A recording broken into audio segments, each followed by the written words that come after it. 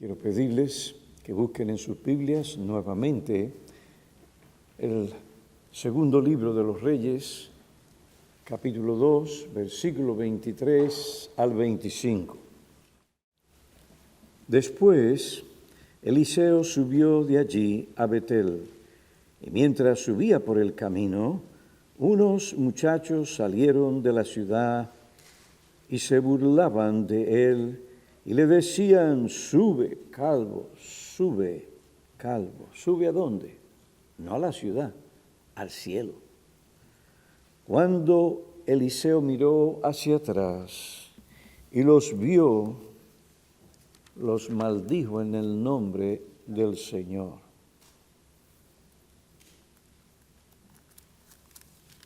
Entonces salieron dos osas del bosque y despedazaron de ellos 42 muchachos.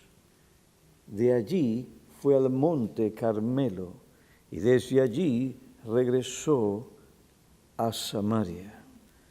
¿Por qué Eliseo fue a Carmelo después de este incidente?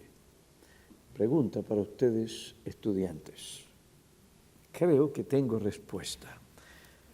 Antes del milagro asociado con las osas que despedazaron a un grupo de jóvenes israelitas, este capítulo hace referencia al milagro de la purificación de las aguas en Jericó. Este milagro manifestó la bondad de Dios hacia su pueblo. Sin embargo, la porción bíblica que leímos nos habla de la severidad de Dios. Dios es amor, pero también es un Dios consumidor. La severidad de Dios, ¿contra qué? Contra la irreverencia, hostilidad e impenitencia de aquellos que se burlan de los mensajeros de Dios y que desprecian el mensaje misericordioso que Dios les envía por medio de ellos. Mientras Eliseo subía a Betel, unos muchachos se burlaban de él. El profeta los vio y los maldijo en el nombre del Señor. Dios aprobó tal maldición, y por esto dos osas salieron del bosque y sin misericordia despedazaron a 42 muchachos del grupo de jóvenes que se encontraban burlándose del profeta. Anteriormente consideramos el lugar de este incidente infasto. Luego los personajes y animales implicados y los datos históricos sobre este incidente. Este incidente sucedió cuando Eliseo subía por el camino hacia Betel. Betel era el centro religioso donde había una escuela a los hijos de los profetas. Y allí se enseñaba la ley de Dios al pueblo. El profeta enseñaba, instruía, amonestaba, llamaba a los hombres al arrepentimiento. Pero Betel también era el centro religioso del paganismo, de esa falsa religión que anteriormente había establecido el rey Jeroboam. Para evitar que los israelitas del reino del norte se aliaran a Roboam, rey de Judá en el sur, Jeroboam dio otra alternativa a los sacrificios del templo en Jerusalén. Él hizo 2 becerros de oro y le dijo al pueblo: he aquí, aquel Dios a quien tienes que adorar, representado por estas 2 imágenes, por estos 2 becerros de oro. He aquí vuestro Dios. Puso un becerro en Betel y otro en Dan, y el pueblo se prostituyó al ir en pos de esos ídolos. La oposición a la religión verdadera y a la palabra de Dios persistieron entre la mayoría de los ciudadanos de Betel. Esta oposición llevó a los jóvenes que salieron a las afueras de la ciudad a mofarse del profeta Eliseo y a tratarlo con desdén, desprecio y menosprecio. Se burlaron de él y le decían: sube calvo, sube calvo, sube al cielo como Elías. Y si puedes, quédate allí, desaparece. Este tipo de escarnecimiento, burla tenaz, aparece en el Salmo 1, versículo 1, como la culminación de la oposición a Dios por parte de aquellos que han llegado a un grado bien alto de impiedad. Estos jóvenes influidos por la idolatría y la impiedad de su sociedad y la corrupción de sus propios corazones se burlaron del siervo de Dios. Al burlarse de él, estos jóvenes se burlaron de aquel que este siervo representaba, Dios. Moisés le dijo al pueblo que murmuraba contra él y Aarón: vuestras quejas, vuestras murmuraciones, porque ¿qué era aquella encarnación, aquella burla? Era una, indirectamente, era una burla. Era una murmuración, era una queja. Moisés le dijo al pueblo que murmuraban o se quejaban contra él y Aarón: vuestras murmuraciones no son contra nosotros, sino contra el Señor Jehová. Éxodo 16, versículo 8. El Señor no pasa por alto los ataques injustos contra sus siervos. Un ataque injusto, una murmuración, una queja contra ellos, Dios lo ve como un ataque directo hacia su persona, indirecto en un sentido, pero Él es el que está detrás de todo esto, de manera que el que se burla de un siervo de Dios, se burla de Dios. Esto es así porque los siervos de Dios, los profetas, los pastores o sus mensajeros son, como dijimos, sus representantes.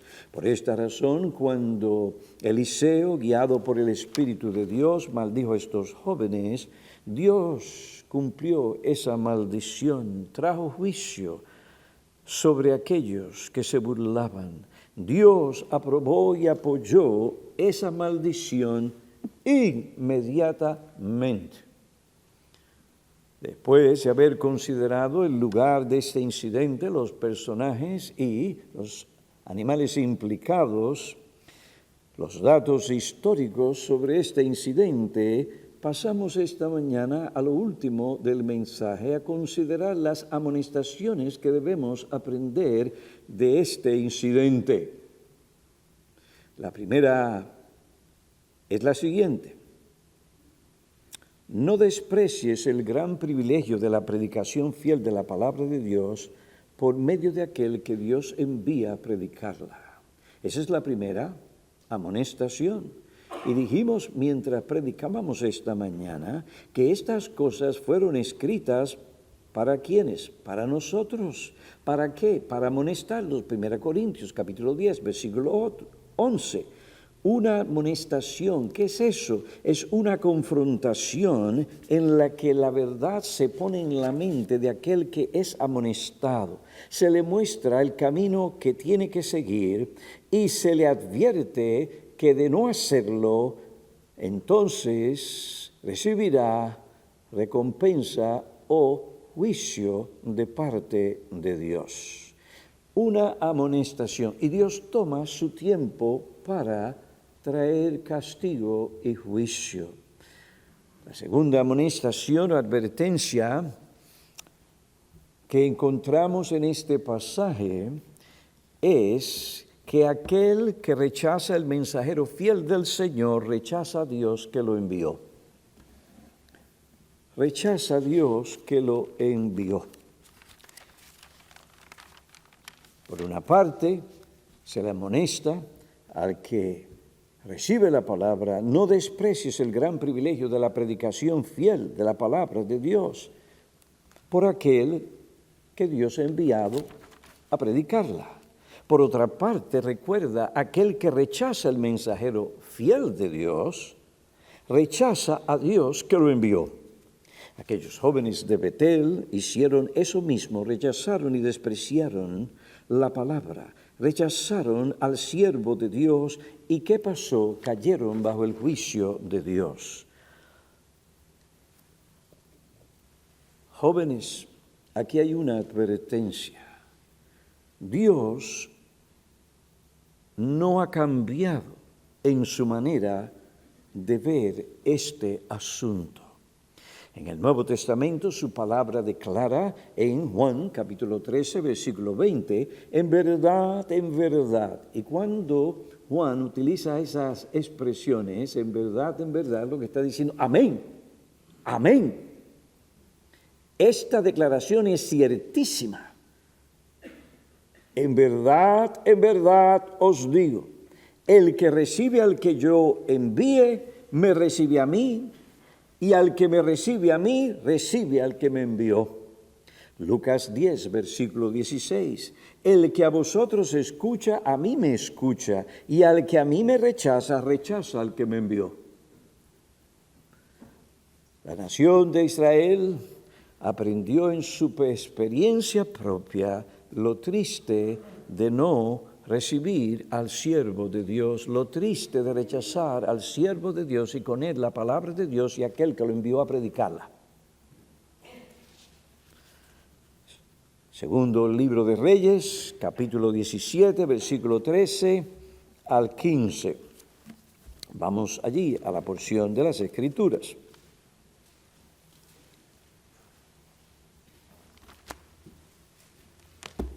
Dice la palabra del Señor en el segundo libro de los Reyes, capítulo 17, versículo 14.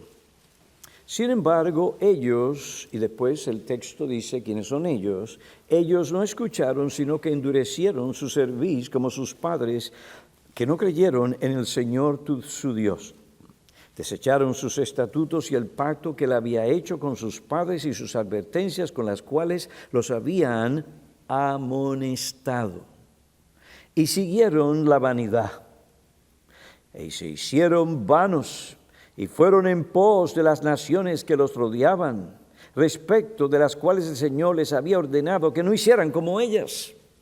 Y abandonaron todos los mandamientos del Señor su Dios, se hicieron imágenes fundidas de 2 becerros, hicieron una cera, adoraron a todo el ejército de los cielos y sirvieron a Baal.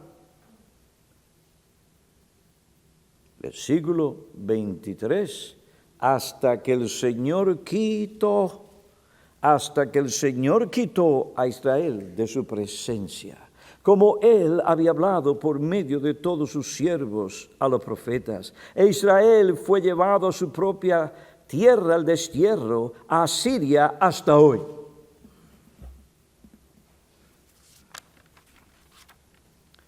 Jóvenes, adolescentes, adultos, ¿qué nos enseña esto? Qué horrenda cosa es caer en las manos de un Dios airado.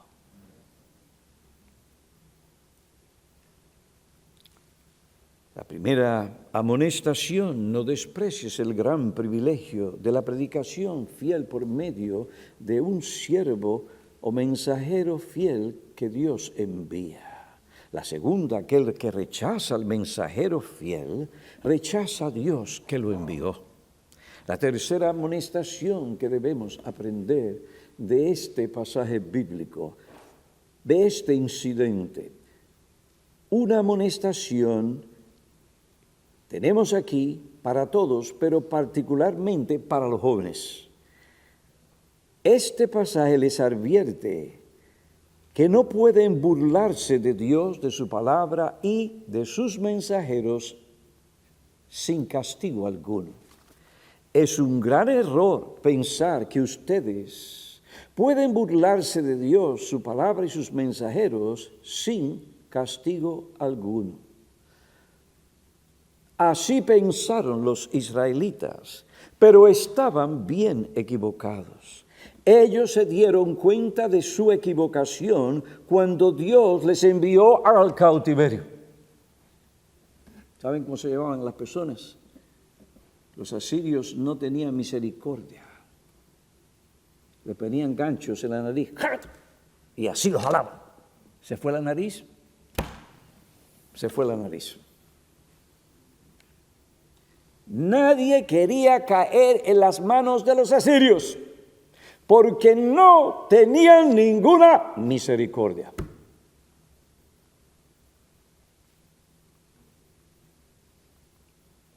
El segundo libro de las Crónicas, capítulo 36, versículo 15, vamos a buscarlo. Judá, la tribu de Judá y de Benjamín, no hicieron caso y siguieron el camino de los israelitas, de las 10 tribus de Israel. Y el Señor Dios de sus padres, ¿qué hizo? Les envió palabras repetidas veces por sus mensajeros, porque tenía compasión de su pueblo y de su morada. Pero ellos continuamente se burlaban de los mensajeros de Dios, despreciaban sus palabras y se mofaban de sus profetas hasta que subió el furor del Señor contra su pueblo.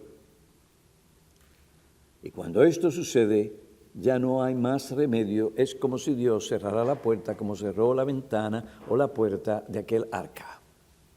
Y no hubo misericordia. No escucharon, siguieron el mal ejemplo.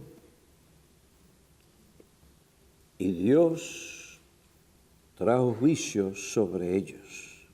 Entonces Dios hizo subir contra ellos al rey de los caldeos, que mató a espada a sus jóvenes. Pero eran jóvenes. Sí, jóvenes. Los mató sin misericordia. Y no tuvo compasión del joven, ni de la virgen, del viejo, ni del débil. A todos ellos los entregó en su mano. Tal vez algunos de los jóvenes que se burlaban de Eliseo pensaron que si se burlaban del profeta, su juventud aplacaría la indignación y la ira de Dios contra ellos. Tal vez algunos de estos jóvenes se dijeron a sí mismos: Dios no nos castigará, no castigará a jóvenes como nosotros por ser jóvenes.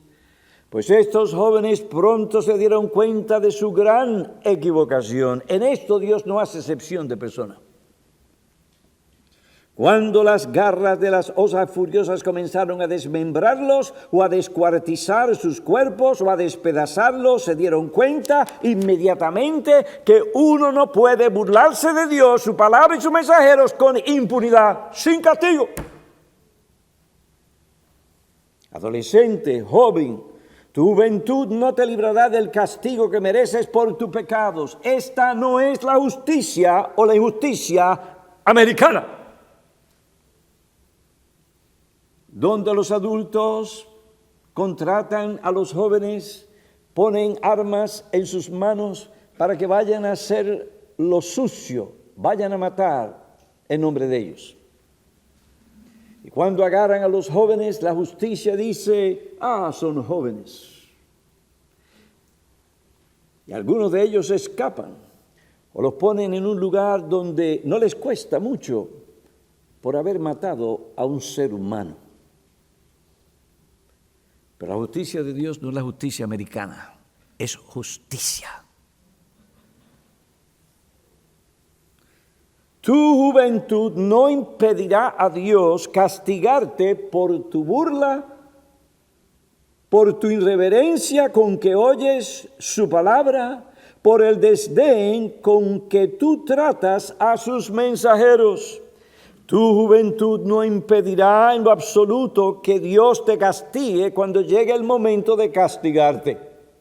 Y no podrás huir, no escaparás. Aquellos jóvenes sobre quienes Dios trajo aquel castigo, ninguno de ellos escaparon. Pero tú dices: No, Pastor Piñero, Dios ya no castiga de esa manera. En los tiempos del Antiguo Testamento Él se manifestaba de esa manera, pero en el Nuevo Testamento Él actúa en un modo diferente.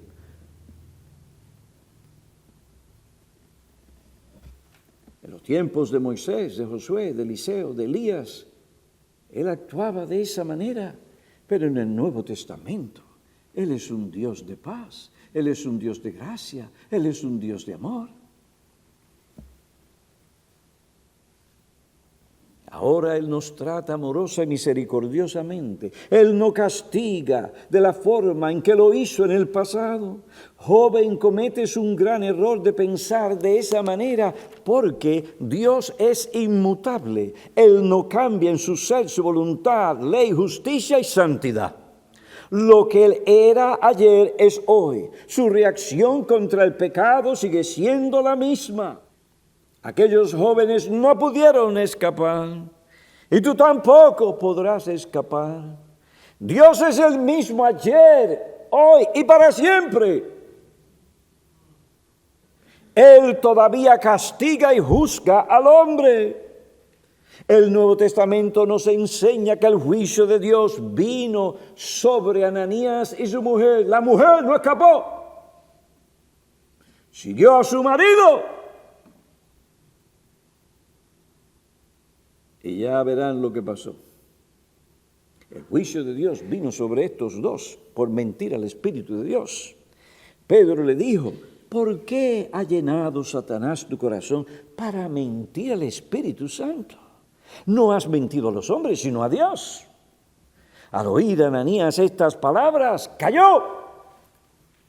Y no fue que cayó a pedir misericordia, sino que cayó, expiró, murió. Y vino gran temor sobre todos los que lo supieron. Después de un lapso de 3 horas entró su mujer. Ella también mintió.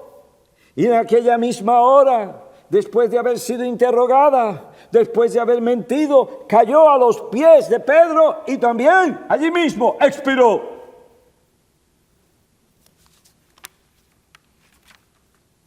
En estos casos el juicio de Dios fue inmediato. ¿Por qué hirió Dios a estas dos personas? Porque de Dios nadie se burla.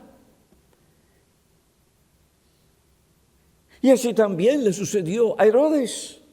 Vestido con ropa real, Herodes se sentó en la tribuna y les arengaba, es decir, pronunció un discurso para enardecer los ánimos de sus oyentes. En aquellos días Herodes había venido a Cesarea a celebrar un festival en honor al emperador Claudio.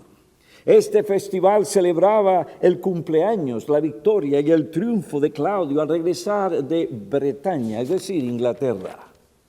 Este festival y sus juegos fueron programados para el primer día en agosto, de tal modo que coincidiera con el cumpleaños del emperador. Se dice que en el segundo día del festival Herodes entró a la arena estilo y vestido como Liberace. Estaba vestido con un traje tejido de hilo de plata. Cuando los rayos del sol dieron en su capa, Herodes se iluminó por el reflejo de la luz del sol.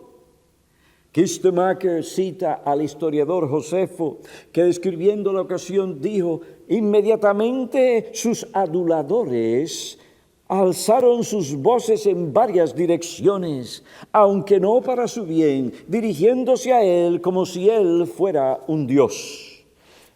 Sé propicio a nosotros, dijeron, y si hasta ahora te hemos temido como un hombre, de aquí en adelante reconocemos que tú eres más que un simple mortal.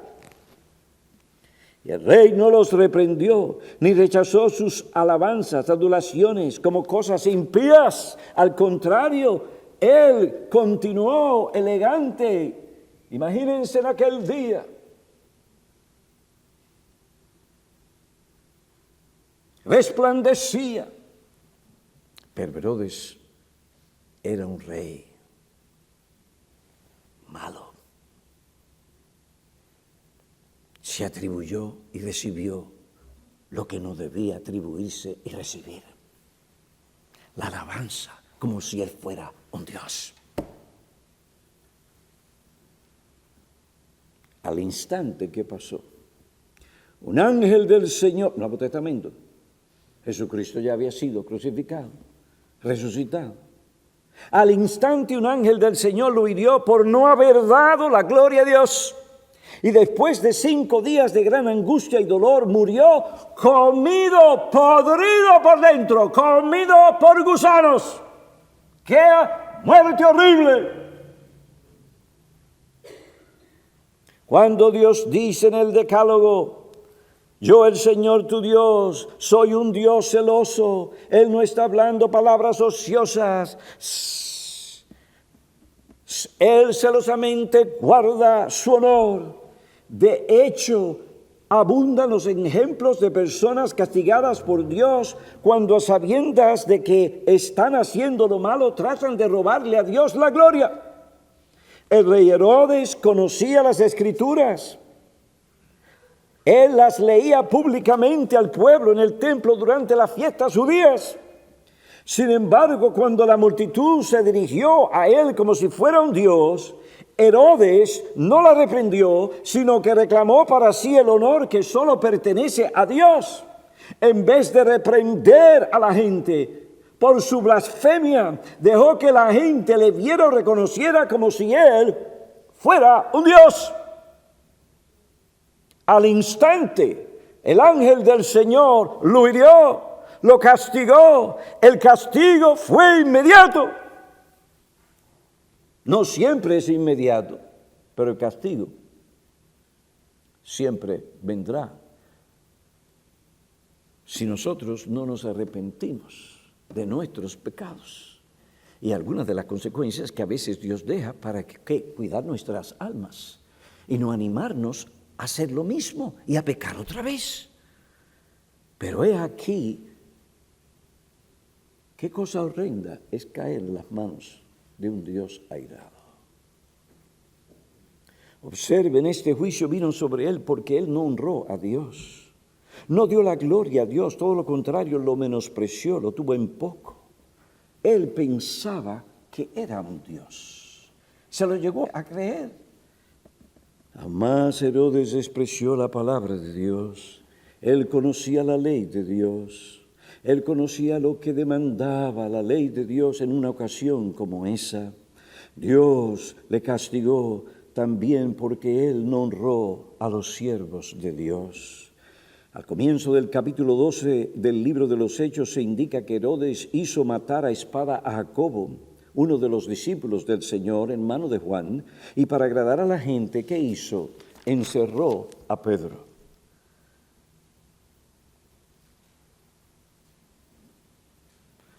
Pero de Dios nadie se burla.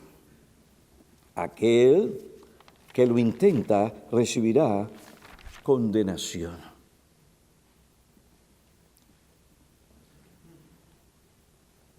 ¿Qué pasó? El Señor cuidó a su siervo Pedro porque Pedro todavía tenía una misión que cumplir en esta tierra. Nadie puede tocarme a mí, a ti o a cualquier otra persona a menos que Dios dé su permiso. Y cuando lo hace es porque tiene una razón. El juicio de Dios vino sobre Herodes porque él no honró a Dios, despreció su palabra y maltrató a sus siervos. Mató a Jacobo y a Pedro lo encarceló. Intentaba o pensaba hacer lo mismo. Jóvenes, no piensen que ustedes pueden burlarse de Dios, su palabra y sus mensajeros con impunidad. Tengo que decir con tristeza que la actitud de algunos jóvenes hacia Dios, su palabra y sus mensajeros, aún sus acciones nos dicen que esto es lo que ellos hacen. Su impenitencia, su corazón endurecido, su indiferencia hacia la palabra de Dios, hacia el Evangelio. ¿Dónde están vuestros jóvenes hoy? ¿Dónde están vuestros hijos hoy? ¿Qué hubiera pasado si ustedes hubieran insistido en traerles aquí? ¿En qué actitud ellos vendrían? Les digo que a menos que ustedes, agarrándose del Señor con sabiduría, ganen a sus hijos, se los están dando al mundo. sea, la policía pasó por ahí diciendo amén.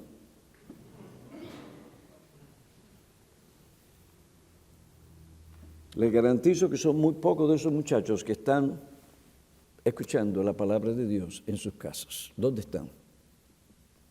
Usted se lo está entregando al mundo. ¿Usted, padre, está haciendo tal cosa? ¿Dónde está vuestra sabiduría, amor, por vuestros hijos?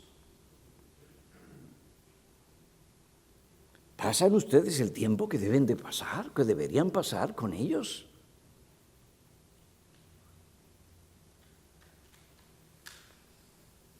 La actitud de los jóvenes, la actitud real, revela lo más profundo de su ser. Ellos creen que pueden burlarse de Dios. Ellos piensan que pueden eludir o escaparse del castigo de Dios. Joven, no te dejes engañar, de Dios nadie se burla. Tú podrás huir por un tiempo, pero no por todo el tiempo. No podrás huir cuando el tiempo llegó del juicio de Dios y Dios te llame a dar cuenta. No podrás librarte de su juicio cuando éste toque tus puertas. Mira lo que pasó a estos jóvenes cuando llegó el momento de su castigo. Ellos no escaparon, no importa dónde están, no importa dónde estén, no pueden escaparse de Dios, no escaparán. Por otro lado, no malinterpretes la providencia. No pienses que porque el juicio de Dios no ha venido todavía sobre ti es porque tal cosa es un cuento, es una mentira, es una treta, un medio de manipulación del predicador para tenerte ahí. No, mi amigo, no. O es porque Dios habla, pero no cumple su palabra. No os dejéis engañar. No dejes que tu corazón, el mundo, tus amigos, maestros te engañen.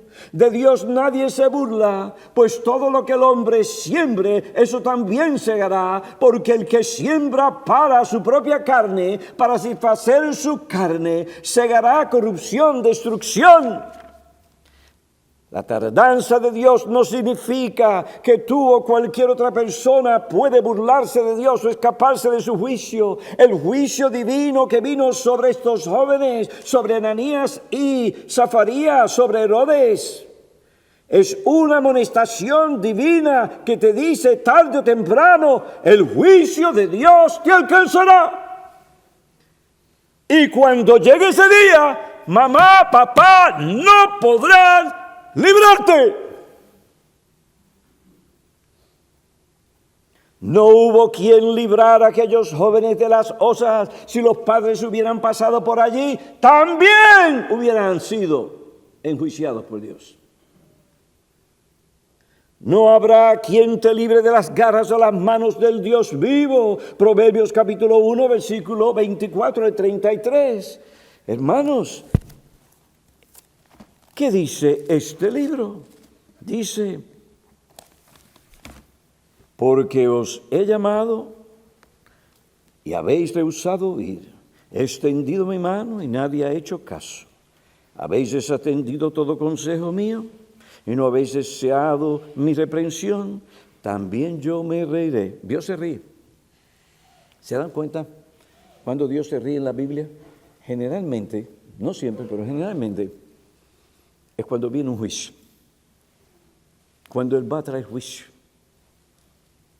También yo me reiré de vuestra calamidad. Tú te estás burlando. Dios dice, yo me voy a reír, y me voy a reír más que tú. Me burlaré cuando sobrevenga lo que teméis. Cuando venga como tormenta lo que teméis, y vuestra calamidad sobrevenga como torbellino, cuando venga sobre vosotros tribulación y angustia, entonces me invocarán, pero no responderé, me buscarán con diligencia, pero no me hallarán. Gritaron, gritaron, gritaron.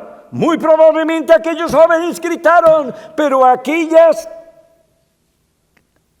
cosas que dijeron, aquellos gritos, no movieron en lo absoluto a Dios. porque odiaron el conocimiento, no escogieron el temor del Señor, ni quisieron aceptar su consejo, despreciaron toda mi reprensión. ¿Y qué pasará? Comerán del fruto de su conducta y de sus propias artimañas se hartarán, porque del río de los simples los matará y la complacencia de los necios los destruirá.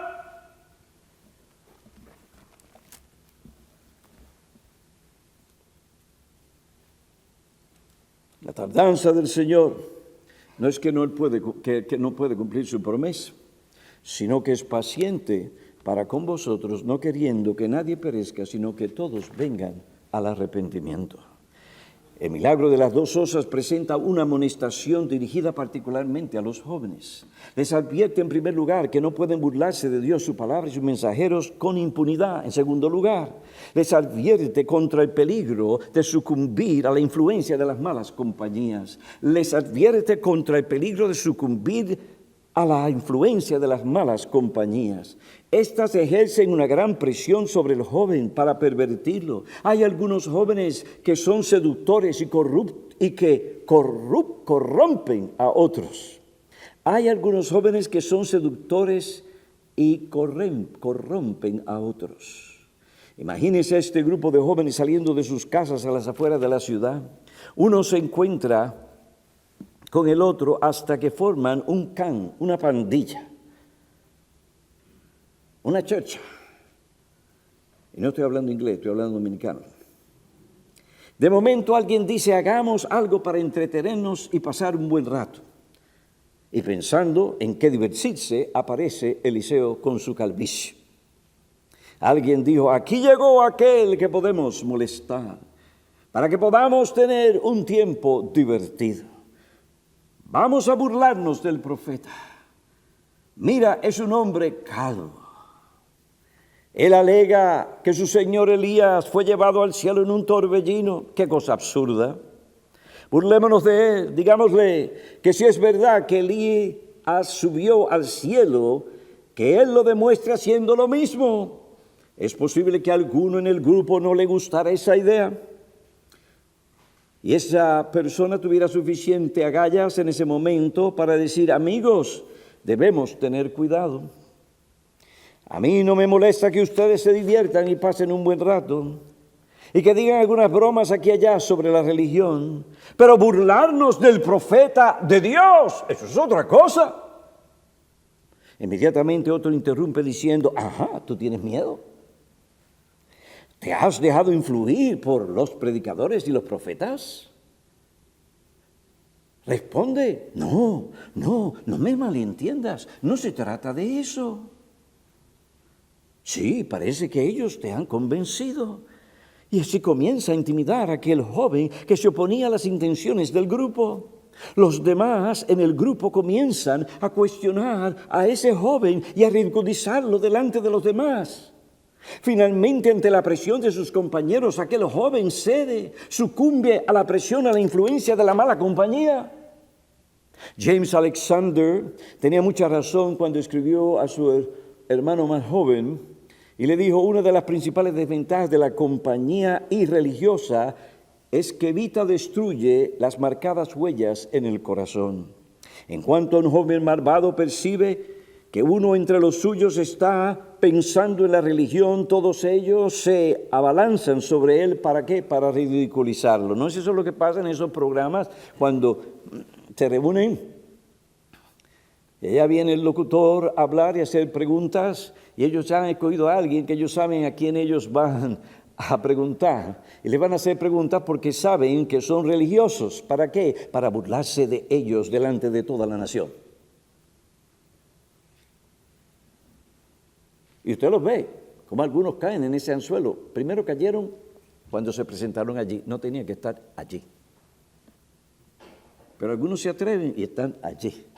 Y usted los ve como empiezan a sentirse intimidados y a cambiar su forma de defenderse o de responder a las preguntas.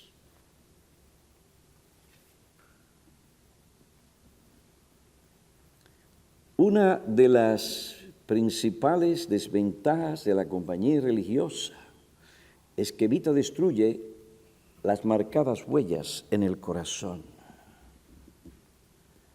El pobre iluso cobarde tiene más temor al desprecio de esa mala compañía que de la ira de Dios, y se avergüenza de que se sepa que él ora y lee la Biblia, que va a la iglesia con sus padres. Miles y miles han sido alejados de ese modo de la puerta de la vida por las mofas de los burladores.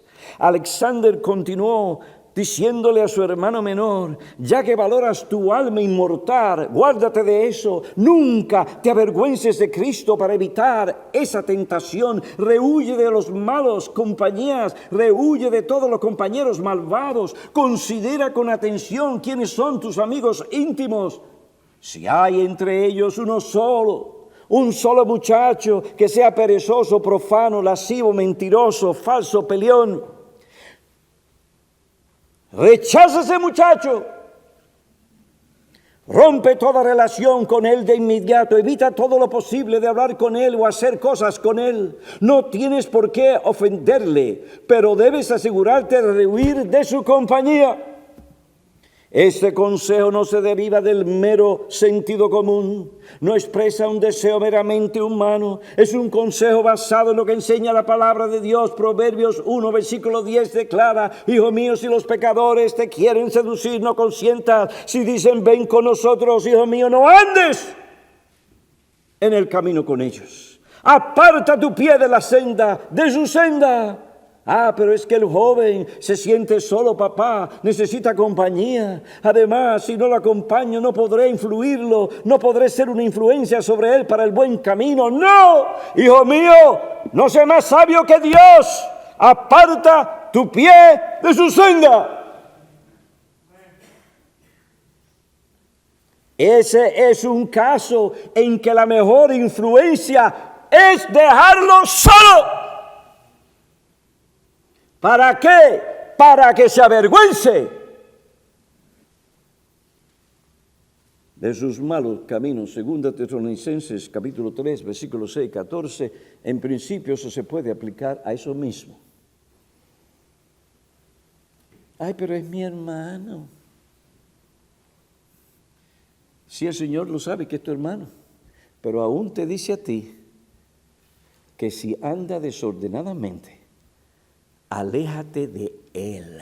Pero si lo hago no puedo tener una influencia sobre él. Qué espiritual, qué sabio. Hay cristianos que son más sabios que Dios. ¿Y qué termina? ¿En qué terminan? No termina esa relación en ellos influir al hermano que está mal, sino el hermano que está mal es una influencia sobre ellos. ¿Y qué sucede? Se apartan de la verdad en sus corazones. La mejor manera de resistir las seducciones de las malas compañías es evitándolas.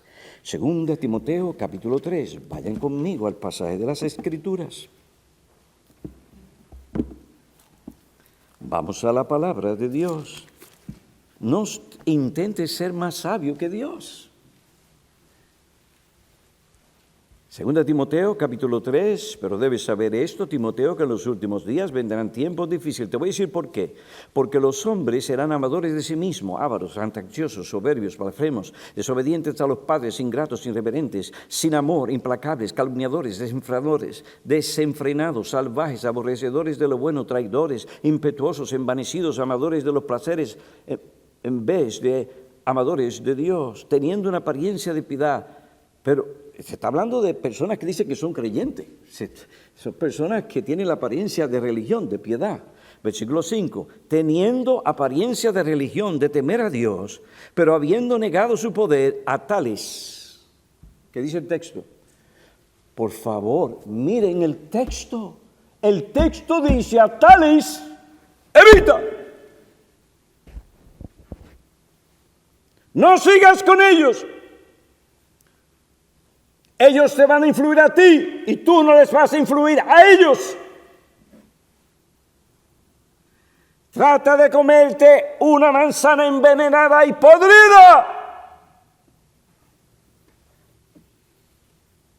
Un poco de levadura leuda toda la masa.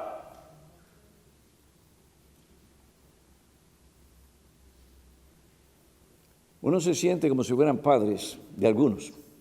No hagan tal cosa, mira lo que dice la Biblia, esto es lo que va a suceder, les amonesta, pero las personas, ellos piensan, yo sé mejor que el pastor, no importa toda su experiencia, no importa todo lo que dice la Escritura, yo pienso que yo también puedo opinar, puedo hacer y deshacer. ¿Cuántos no se han envenenado por personas envenenadas? Dígame.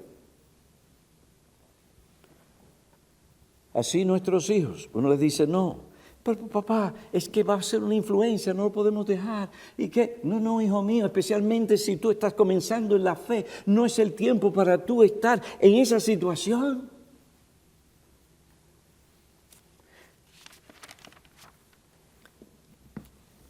Pero es que se trata solamente de pasar un tiempo divertido. No os dejéis engañar. ¿Quién dijo esto? El pastor Piñero. Porque en un momento se sintió mal. No. El Espíritu Santo, las malas compañías corrompen las buenas costumbres. Punto. Hijos nuestros, huyan de las malas compañías.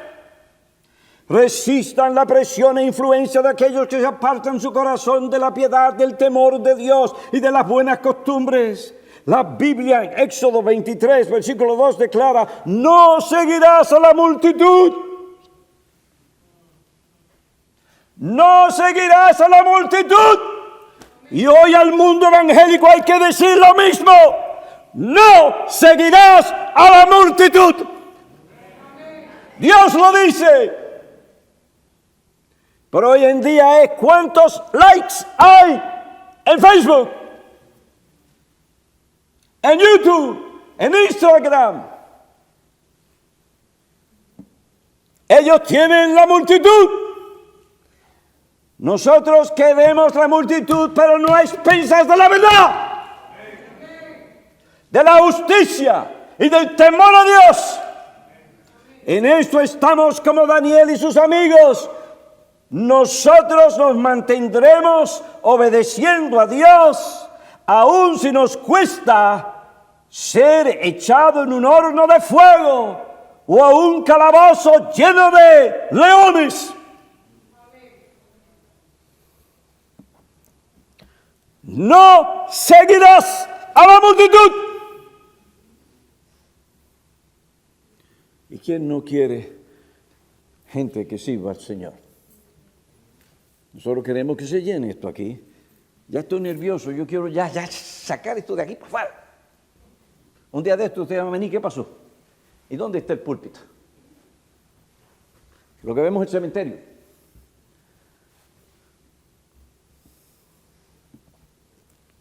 Hermano, tú y yo no podemos seguir en la multitud, tenemos que seguir la verdad, tenemos que seguir a Cristo. Cueste lo que nos cueste, así nos quedemos solos. No seguirás a la multitud para hacer el mal. Joven, evita las malas compañías. Confiesa a Cristo sin temor, sin vergüenza, delante de cualquiera que trate de intimidarte o que trate de apartarte de Él. Atrévete a decir ante aquellos que se oponen a Cristo, yo soy un siervo del Señor Jesucristo y no importa que ustedes se mofen de mí, que me vituperen, me traten de intimidarme, yo permaneceré firme en los caminos de mi Salvador y Señor, dame la gracia que sí sea. Cueste lo que cueste. Y aquel que les habla me ha costado.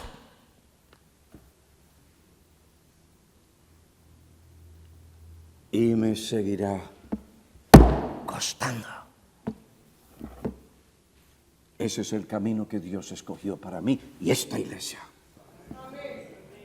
Cuando Dios hace eso es porque Dios quiere conservar su verdad pura, aunque nosotros seamos impuros. Estamos en un proceso de santificación. Sin santidad nadie verá al Señor. Pero Dios conoce que aunque somos imperfectos, en nuestro corazón hay una intención que cueste lo que cueste, la verdad será obedecida.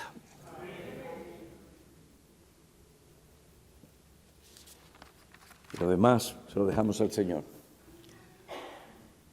Uno de los versículos que me ha ayudado a través de la vida, y espero que les ayude a ustedes también en este asunto. Pedro de momento vino y le dijo al Señor, Señor, ¿y este? Señor, ¿y este? ¿Qué vas a hacer con este? El Señor le dijo a Pedro, Pedro,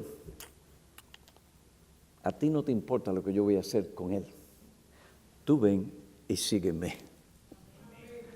Aunque eso te cueste morir en una cruz. Tú ven y sígueme. Iglesia Bautista Reformada de North Bergen. ¿A ti qué? Tú sígueme. Sigue la palabra del Señor, cueste lo que cueste.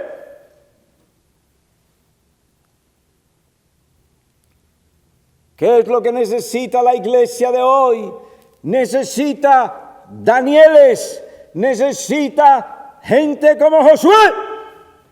Mira que te mando y te esfuerces y seas ¿qué? Valiente. Esto no es para gallinas. Es para hombres y mujeres que conocen a Dios, conocen su verdad y están dispuestos a pagar el precio. Estoy en esa carreta por la gracia de Dios. Te invito a que me sigas. Joven, no queremos que tú te conviertas en un creyente simplemente para probar que tienes algo de valor, sino que te llamamos a ir a Cristo. Nuestro valor viene de Él. Sin Él estamos perdidos. Él nos ha dicho, sin mí nada podéis hacer. Joven, abre tu corazón, confiésale. Confiesa que careces de valor santo. Pídele que Él te lo dé. Confiesa tu cobardía y que te arrepientes de permitir que la aprobación de tus compañeros sea lo más importante para ti. Confiesa al Señor tu necedad y pecado. Este Dios recibe pecadores. Mandó a su Hijo a morir por pecadores. Pídele que Él te perdone y que tenga misericordia de tu alma. Lo va a hacer. Mira la cruz. He ahí la evidencia de que este Dios santo que envió a esas osas a despedazar a aquellos pecadores, aquel Herodes por su egocentrismo, su orgullo, su idolatría de sí mismo. Este Dios recibe y perdona pecadores. Créeme, más son los que están con nosotros que los que están con ellos. Es solo que necesitamos que Eliseo diga, Señor, abre los ojos a mi siervo. Y cuando el Señor le abrió los ojos, había una multitud de ángeles, un ejército del cielo. Aunque tú estés solo, nunca estarás solo. Dios estará allí. El ángel del Señor está alrededor de aquellos que le temen. Gustad, qué bueno es el Señor. Dichoso el hombre que aunque en su debilidad, en su imperfección, confía en Él. Porque sin fe es imposible agradar a Dios. ¿Por qué? Porque es necesario que aquel que cree en Dios. Voy a mirar a Hebreos 11 porque no quiero citar mal, porque si hago tal cosa, el doctor Tiquismiquis me va a llamar a dar cuenta. No les voy a decir quién es Tiquismiquis, pero es peor que Pateco. Y sin fe es imposible agradar a Dios, porque es necesario que se acerque a Dios, crea que Él existe y es remunerador de aquellos que le buscan. Otra forma de decir que confían en Él.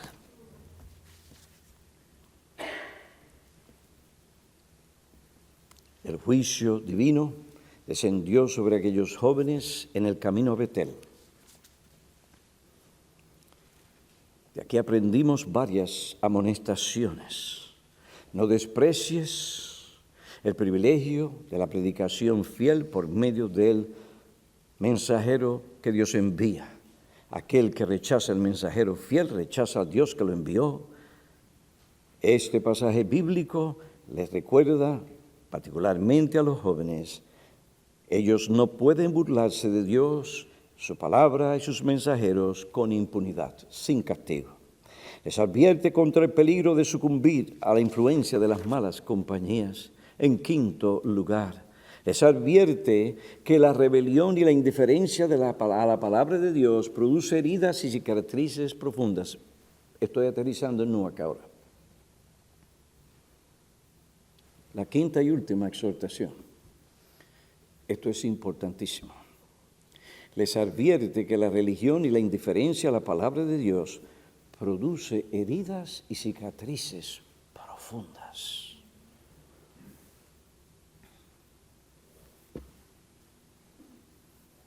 Aquellos jóvenes de Betel que no perdieron sus vidas, se dieron cuenta de las heridas y cicatrices profundas que produce la irreverencia, la rebelión contra Dios, la indiferencia hacia la palabra de Dios y el peligro que es maltratar a los siervos de Dios. El ataque de aquellas osas dejaron heridas, cicatrices muy profundas, cicatrices que la gente podía ver. No importa el lugar a que ellos fueran, la gente vería sus cuerpos desmembrados, cicatrizados, heridos físicamente. Cuando veían estas cosas, se preguntaban, ¿qué fue lo que sucedió? ¿Cuál es el origen de esas cicatrices? ¿Por qué perdió su brazo? ¿Por qué perdió su pierna? ¿Por qué perdió su ojo? Pero, ¿no te enteraste? Hace 10 años un grupo de jóvenes salieron a divertirse, a burlarse del profeta, y ese fue el resultado. Un momento de burla produjo cicatrices para toda la vida. Y si hay algo que produce en mi corazón tristeza después de tantos años en el ministerio, es esta verdad. Me duele el ver a algunos que estaban aquí y no están a través de los años. Muchos de ellos recibieron lo que querían. Y hoy podemos ver las heridas y las cicatrices profundas. Me recuerdo de aquellos jóvenes que no quisieron escuchar. Y hoy en día divorciados. En el mundo, cicatrices. Hay cicatrices que no se ven, están ahí. Esposos, la Biblia dice, no seáis ásperos con vuestras esposas. ¿Cuántas cicatrices no hay en el corazón de nuestras esposas por nuestra aspereza?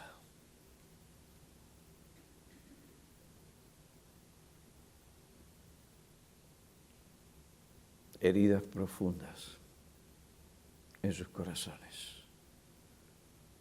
Hermanas, perdónennos.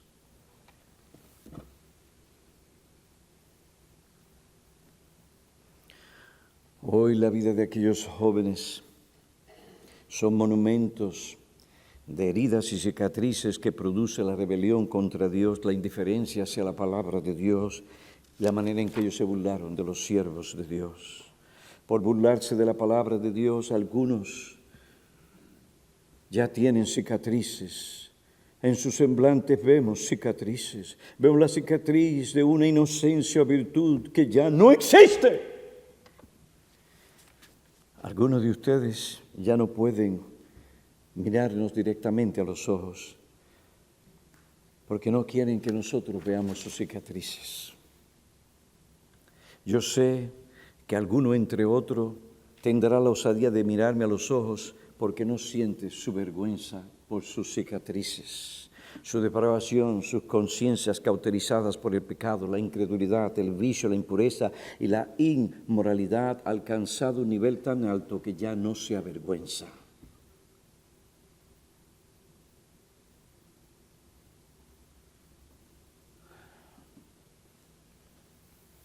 Hoy en día, algunos de ellos han perdido esa inocencia y sus padres, por la mentira, porque han jugado una doble vida, ya no tienen la misma confianza en ellos. Una de las cosas más terribles que le puede pasar a un niño o a una niña es que su mamá o su papá no confíen en él o en ella.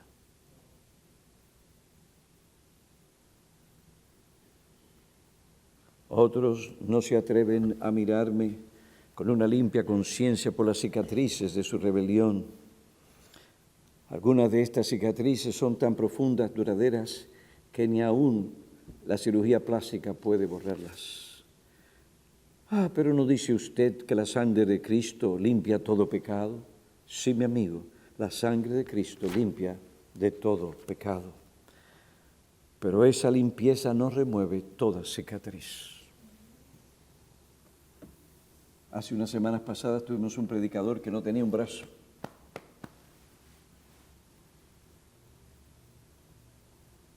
Tenía brazo, yo creo que es este, ya no me acuerdo.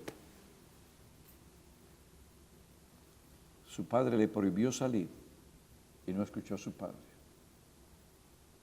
Y en un accidente perdió su brazo.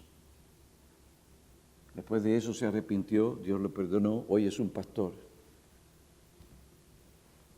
Pero todavía tiene la cicatriz de su desobediencia. No tiene su brazo. Y la gente lo mira. Ahí está la cicatriz de la desobediencia. Joven, acuérdate pues de tu Creador en los días de tu juventud, antes de que vengan los días malos y acerquen los años en que digas, no tengo en ellos contentamiento. Buscad al Señor mientras pueda ser hallado, llamadle en tanto que está cerca. Te decimos y repetimos otra vez, abandona tu impiedad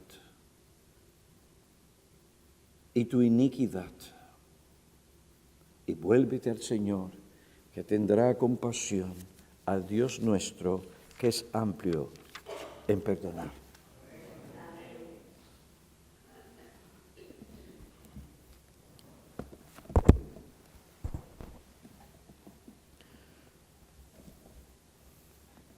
No es fácil predicar este sermón.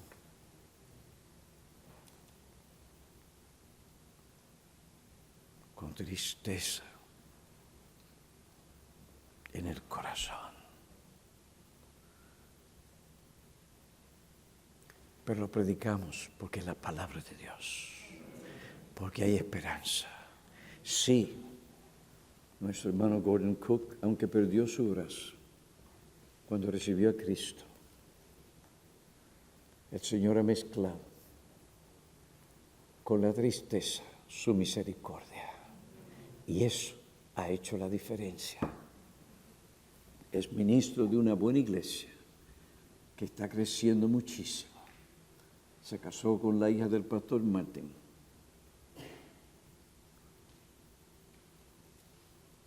Y sirve al Señor con fidelidad, con gozo.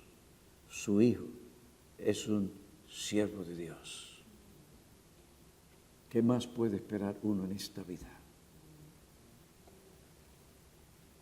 Oremos.